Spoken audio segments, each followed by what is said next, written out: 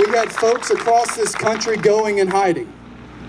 And the reality right now is the Democrats play hardball while Republicans play t-ball. You look at what happened with Kavanaugh and the current justice. The Democrats tried to destroy Kavanaugh's family, his future, his personal life with lies in order to ruin his opportunity to be appointed by to the United States Supreme Court, while we treat folks completely and totally different that are equally nominated.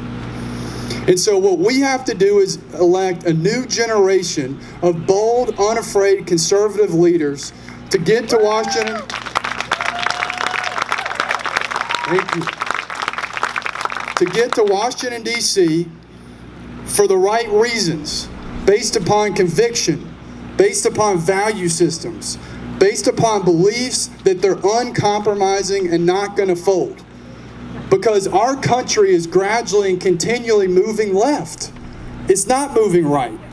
And the Democrats have done it by building and bloating up the federal government, the largest level it's been since the history of our entire country, by continuing to spout off lies and inaccuracy and false rhetorics.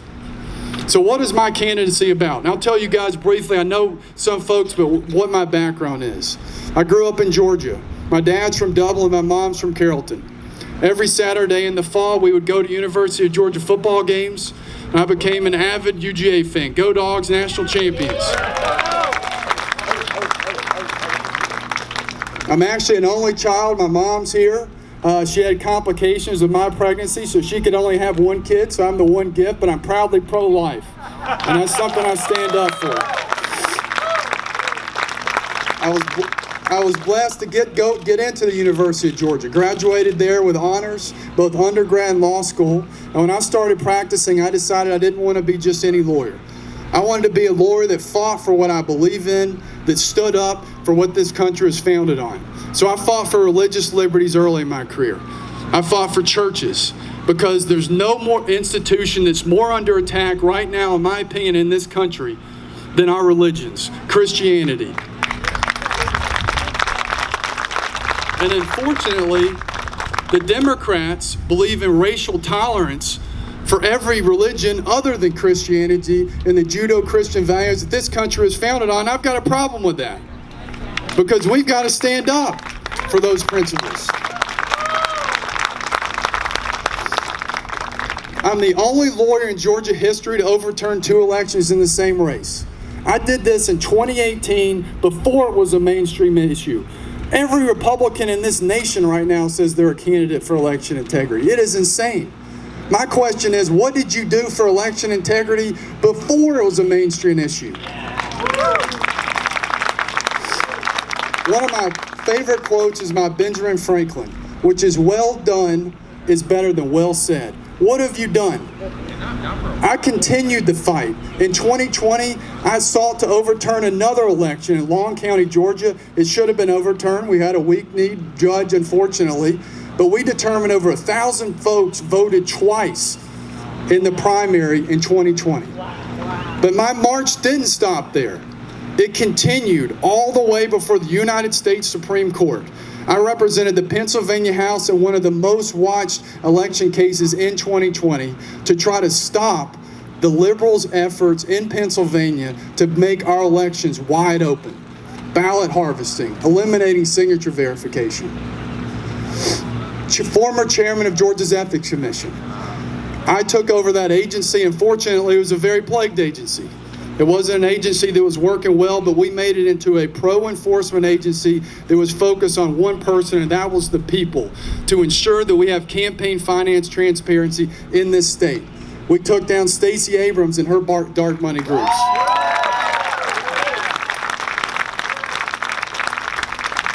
Keisha Lance Bottoms, corrupt mayor of Atlanta. Former, thankfully, former DA Paul Howard. But I also took down Republicans because to me, a lot of these issues, whether it be election integrity, campaign finance transparency, following the rules, they're not partisan issues. Just unfortunately, only one party continues to break them, and it's not the Republicans. So I built a career on going against the grain, on fighting what I believed in, even though it wasn't politically expedient. Because to me, growing up as a grassroots conservative, knocking on doors for Speaker Newt Gingrich in 1994, being parliamentarian, now Sally Grubbs is here, Cobb GOP chair, serving as parliamentarian for the Cobb GOP, going to the state election meetings. To me, these are issues that are part of my DNA and what I believe in. These are issues that I believe in my heart and know with absolute certainty created the greatest country that this planet has ever seen.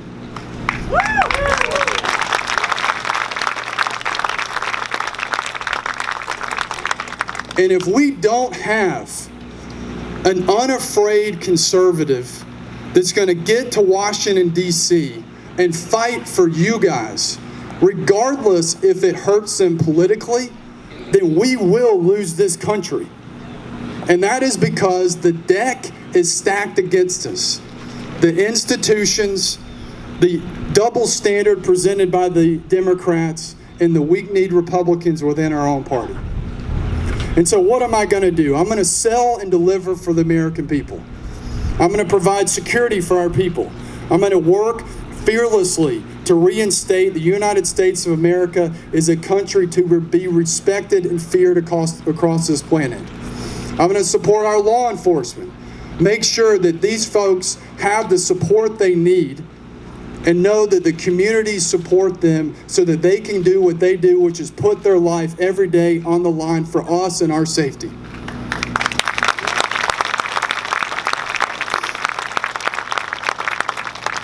I'm going to work tirelessly to make America energy independent again.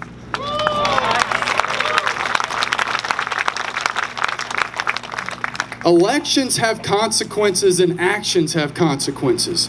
Joe Biden's first act was canceling the Keystone Pipeline. At the time, everyone thought only in one prism what it meant, which is losing American jobs. It doesn't just mean losing American jobs. It means endangering our national security. And that's what we're now seeing. We're now dependent on dangerous, criminal foreign actors, Venezuela, Russia, for our oil. We have got to make sure we are putting America first. And for me, it's not just a slogan. It's something that will reinstate America as the greatest country on the earth, which I'm worrying that we're losing day by day.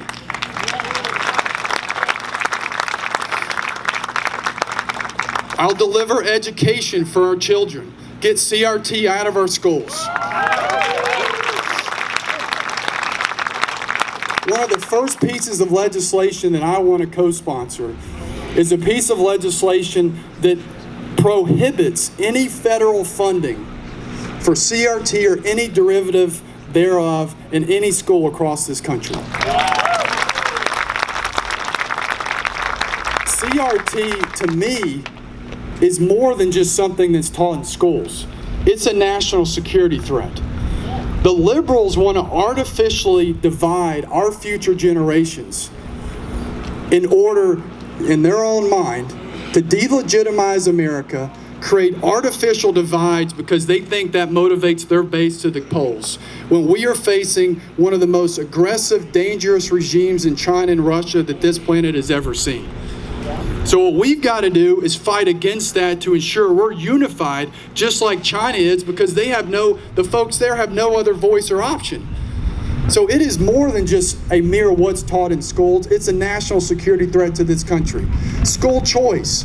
Inject the free market enterprise systems into our schools, delivering voucher programs. That needs to be something that's put forward. But one of the most important things we need to do is eradicate the Department of Education. $68 billion annual budget that is in a department that spent more than $1.4 trillion since its inception in 1980. Wow. Even worse, this is the department that tries to jam down standardized criteria, which includes CRT. Get it out immediately. And I want to tell you something that I'm about. There are too many members of Congress that make excuses like it can't be done as a reason to justify them not doing anything. That will never be me. You shoot for the stars to land on the moon, and I'll tell you what, I think that we will get it done if we elect the right people to Congress that are going to fight for it relentlessly. Liberty for our rights. There is nothing more that's been endangered and jeopardized over the past 2 years than our liberties. Our personal liberties, our economic liberties, shutting down our business without just compensation, which is actually a violation of the U.S. Constitution. Our First Amendment rights. We have got to get back to fighting for this country's most sacred document, which is the United States Constitution.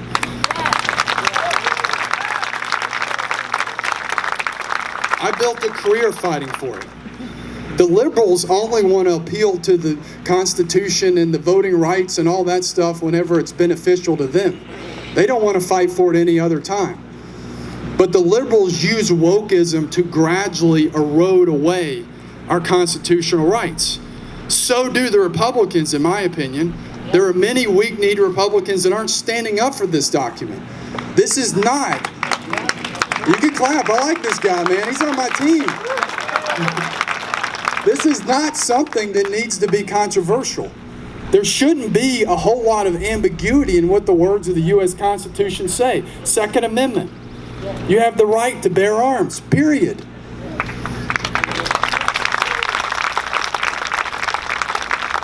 Last L for me for SEL is limited government. We've got to get back to less regulation, less government intervention, making sure we're protecting the rugged individualism that this country was founded on. Because that unleashes the power of this American worker and American economy. We are restructuring the fabric of this country too by giving out money. I think one of the most uniquely American characteristics is the American work ethic. We don't stop working in August and even maybe sometimes in July like they do in Europe. We work hard the whole year. We have the best country on earth with the best inventions because we reward people that take risks, persevere, and deliver results. And we have to ensure that that system is maintained and protected. And so as I told you guys earlier, I really believe in my heart that we are in the fight for the heart and the soul and the fabric of this country. We have to get to D.C. and elect folks that are going to fight not for what I regard as Republican principles, but American principles.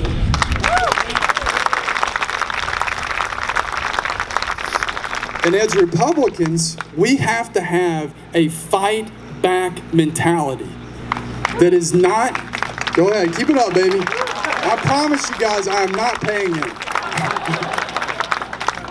But it's going to play to the same rules and go to the mat just like the Democrats do against us. Because right now, Americans are tired of woke generals running our military. They're tired of activist teachers indoctrinating our children.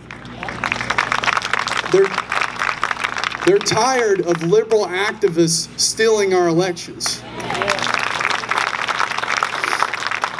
And they want a new type of generational leader that's going to transform what this district and country is all about. And that's what me and my campaign have represented and will continue to represent.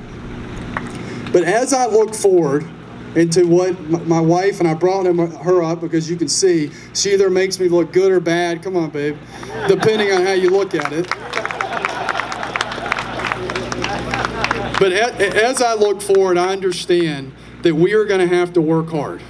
And we are going to work hard. We have worked hard. And we need each and every one of you guys on our team to continue spreading this message. We have had a tremendous amount, as you've seen on the endorsement side, the grassroots side, also the fundraising side, but we need people like you, and that's why we wanted to have this rally to really catapult this campaign forward as we hit this final stretch. But I will close today with this, and that is, as we hit the final stretch, you're going to be assured there is no candidate in this race that's going to fight harder for you guys. There's no candidate in this race that's going to meet more people, shake more hands. But also, there is no candidate in this race that when I get to Washington, D.C., is not going to forget each and every one of you guys, where I came from, what my convictions are, what's going to get this country going back in the direction that we need to. So with that, I will close, and I will close with three short phrases which I love the most, which is, number one, let's go fight, let's go win, and let's go Brandon.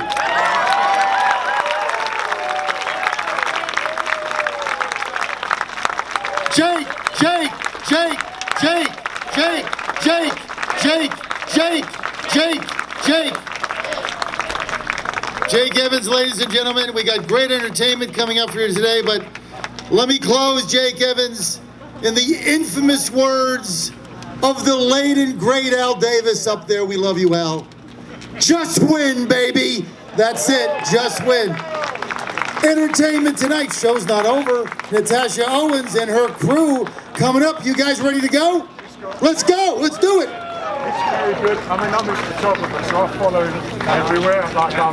I stick to him, and he's like that all the time. Talk to everybody. He's not just, I mean... Thank you for coming. Thank you. I think he's got a great chance of winning.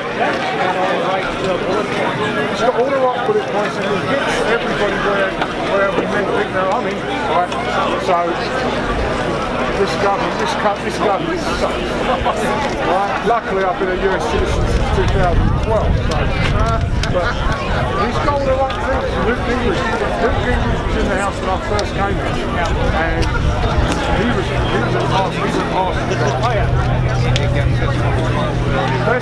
That's what it's all about. This is just a complete farce.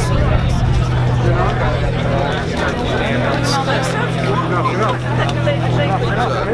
Enough is enough. So anyway, guys, I guess he needs our votes, right? Yeah.